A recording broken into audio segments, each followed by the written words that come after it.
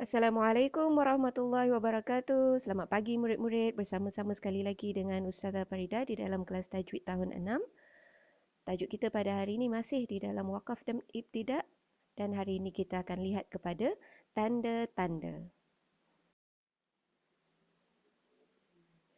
Baik murid-murid, bagi pelajaran yang lepas kita dah belajar perkara-perkara asas berkenaan wakaf dan ibtidak. So pagi ni tajuk kita ialah alamatul waqfi, atau kalau kita nak wakafkan yang hujung tu yang fa, kita akan baca dia alamatul waqf, iaitu tanda-tanda wakaf. Semua orang dah bersedia untuk belajar hari ni? Kalau gitu, dah sudah? Kita baca bersama-sama doa mula belajar.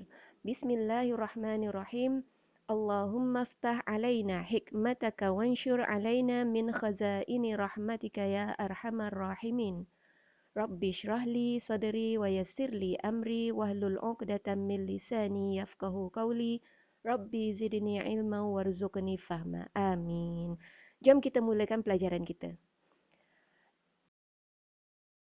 Di dalam buku teks murid-murid, ada sebanyak 6 tanda-tanda wakaf yang dikemukakan. So, hari ini kita akan tengok tanda-tanda tersebut satu persatu.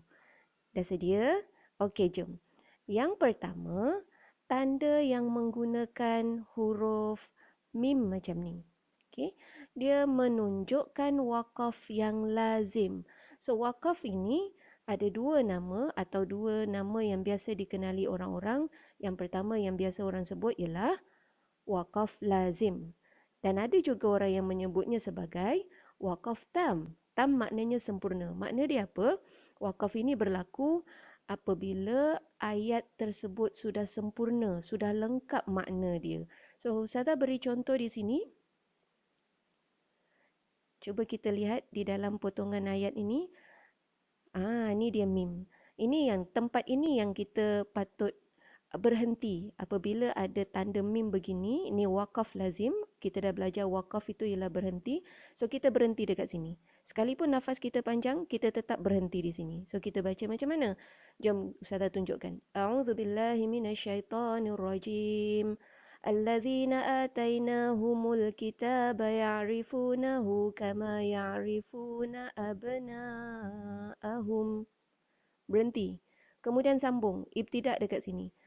Ibtidak maknanya memulakan. Alladzina khasiru anfusahum fahum la yu'minun. Okey. So kita wakaf dekat sini. Ini menunjukkan wakaf lazim. Dan kita ibtidak mula lagi di sebelah sini.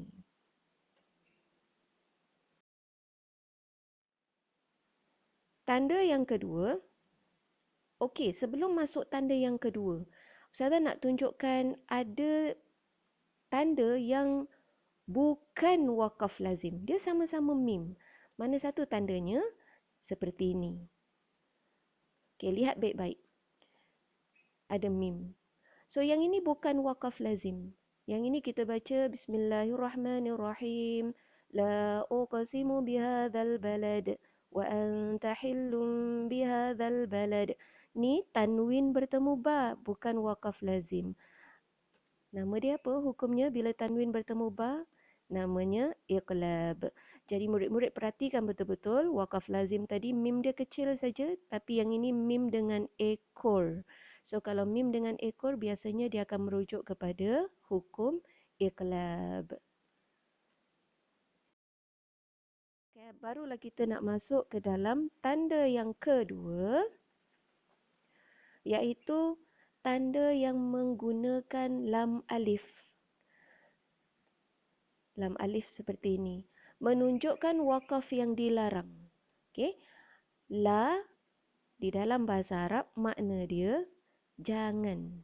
Okay. Dalam bahasa Arab maknanya jangan. So yang ini ialah contoh yang Ustazah dah sediakan. Di sini ada lam alif. Jangan berhenti. Okay. Kita tak usah berhenti di sini. So kita baca macam ni. Am lakum aymanun alaina balighatun ila yaumil qiyamati inna lakum lama tahkumun. Tapi dalam setengah-setengah keadaan nafas kita tak cukup. Jadi Kita berhenti di sini. Okey, dengar baik-baik. Am lakum aymanun alaina balighatun ila yaumil qiyamah.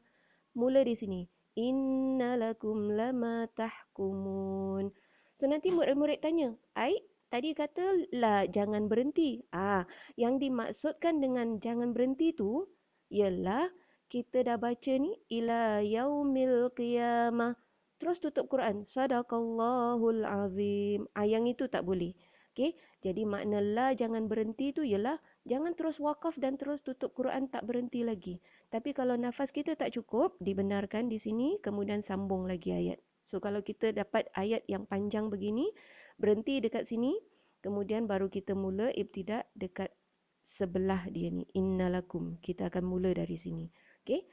Ini dalam kes kalau nafas kita tak cukup. Tanda yang ketiga ialah tanda yang menggunakan jim. Seperti ini. Menunjukkan wakaf yang harus. Harus ni ialah makna daripada jim tu sendiri. So jim diambil daripada perkataan jaiz. Jaiz bermakna harus. Harus maknanya kita boleh berhenti atau kita boleh teruskan. Atau dalam bahasa yang lebih mudah, nak teruskan boleh, nak berhenti pun boleh. Tak ada masalah. So ini contoh yang ada. Ni ada. Okey, dekat sini pun ada lagi satu jim. So katalah kita dah berhenti dekat sini, qulillah. Berhenti, boleh berhenti. Tapi nak sambung pun boleh, sama macam sini. So kalau kita berhenti dekat sini, kita mulalah. Okey, Ustazah baca daripada awal supaya semua orang jelas. Dalam ayat ni di ayat yang ke-12 ini. Qul liman ma fis samawati wal ardi qulillah. Ni nak sambung dengan kataba boleh, nak berhenti pun boleh. So apabila kita berhenti, di mana kita nak mula baca? Di mana ibtidaknya? Di sini. Okay. Kataba ala nafsihir rahmah. Boleh berhenti. Atau kalau tak nak berhenti, boleh sambung dengan yang depan ni. Okay. Nanti kita akan berhenti dekat sini pula. So apabila kita berhenti, ada tanda-tanda yang seperti ini, maka yang di depan ni lah tempat untuk kita bermula. Tanda yang keempat ialah tanda sod lam ya. Ini tanda sod lam ya. Menunjukkan wakaf yang harus tetapi wasal adalah lebih utama. Wasal maknanya sambung. Harus apa? Harus berhenti. So kita tengok dari asal dia dari mana ya? Dari perkataan al-waslu aula. Sambung lebih utama. Boleh berhenti? Boleh. Tetapi sambung lebih utama. Ambil daripada sini. Sod, lam, ya. Okey, bila jumpa yang ini, boleh berhenti? Boleh juga untuk kita sambung. Sambung tu lebih baiklah maknanya. So, ini contohnya. Ni sod, lam, ya. Boleh berhenti di sini, tapi sambung lebih baik. Mari kita baca. Qul liman ma fis samawati wal ardi qulillah. Sambung lebih baik. Tapi kalau nak berhenti, qul liman ma fis samawati wal ard. Tak ada masalah. Boleh berhenti di sini.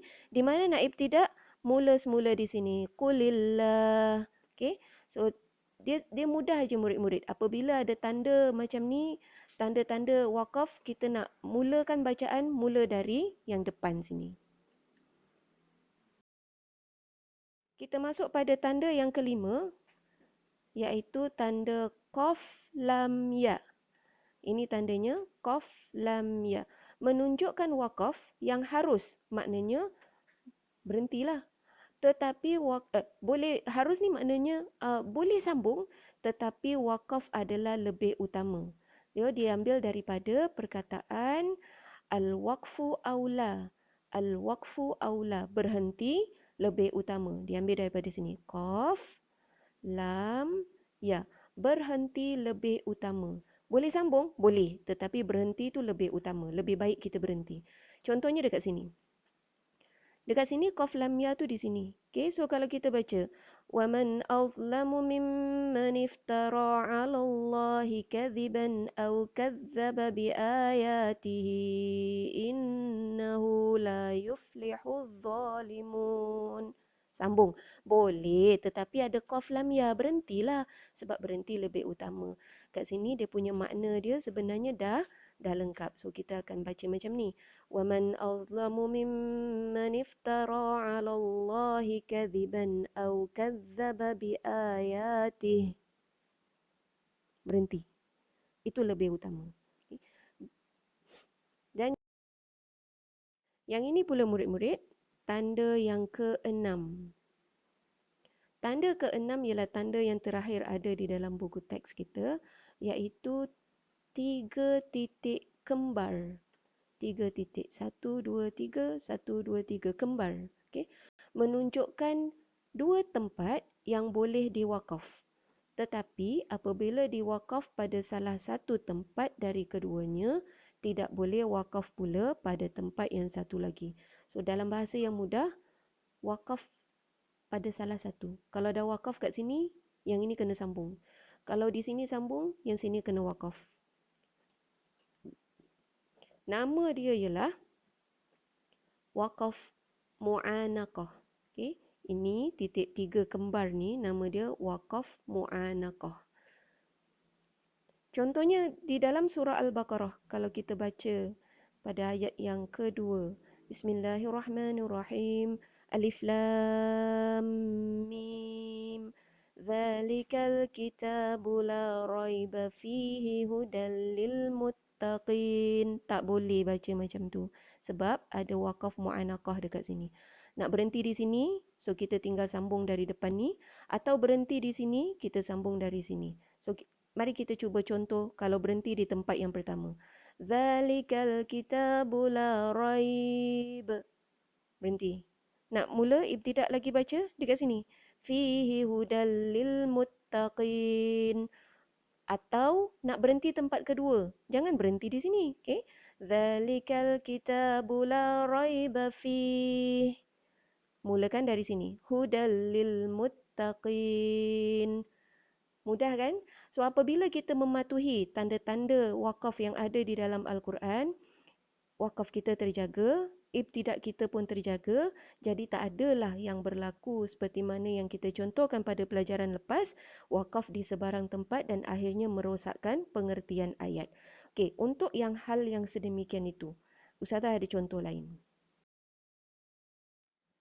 Contoh wakaf yang tak dibolehkan. Dia tak ada tanda. Okay? Tak ada tanda untuk kita wakaf. Tetapi kita tak bolehlah baca kemudian sadaqallahul azim, tak boleh. Contohnya dekat sini. Ini yang Ustazah maksudkan. Ini surah Al-Ma'un. Pada ayat keempat ni kita baca berhenti, baca berhenti, baca berhenti. Masuk ayat keempat. Fawailul lil musallin. Kita berhenti. So kena sambung. Alladzina hum an salatihim sahun.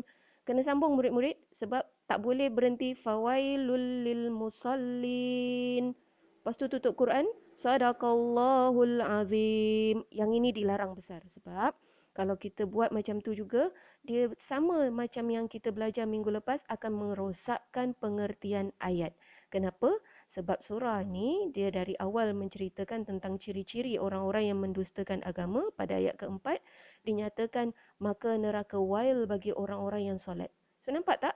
Kalaulah kita berhenti di sini, tutup Quran dan terus sadaqallahul azim, makna dia macam mana? Neraka wail bagi orang yang solat. Wal'iyadzubillah. Jadi kita kena sambung. Alladzina hum an salatihim sahun. Selesaikan. Alladzina hum an salatihim sahun ialah penerangan kepada orang-orang yang solat tapi dia kena masuk ke neraka wail. Na'udzubillah min dzalik. Siapa mereka?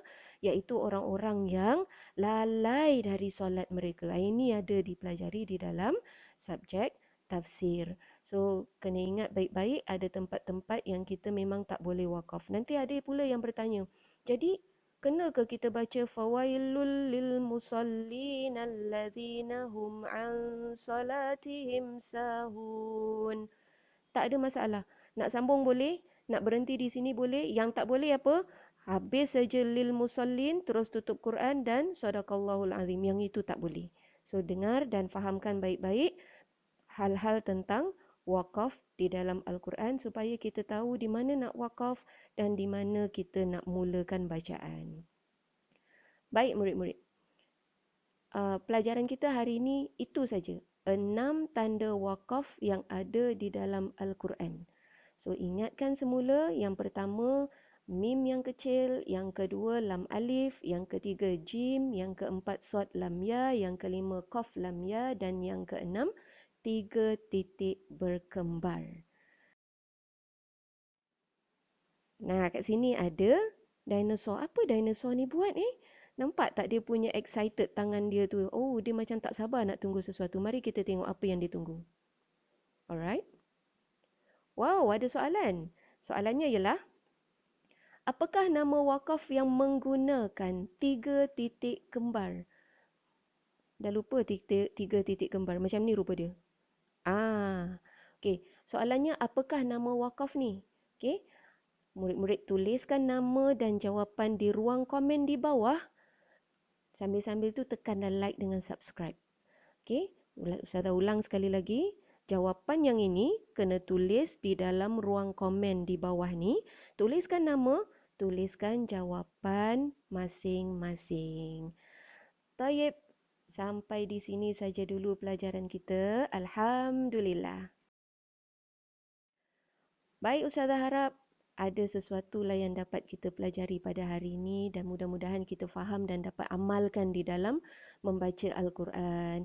Maka mari kita tutup kelas kita dengan membaca tasbih kafarah bersama-sama. Subhanakallahumma wa bihamdika asyhadu an la ilaha illa anta astaghfiruka wa atubu ilaik. Senyum selalu murid-murid.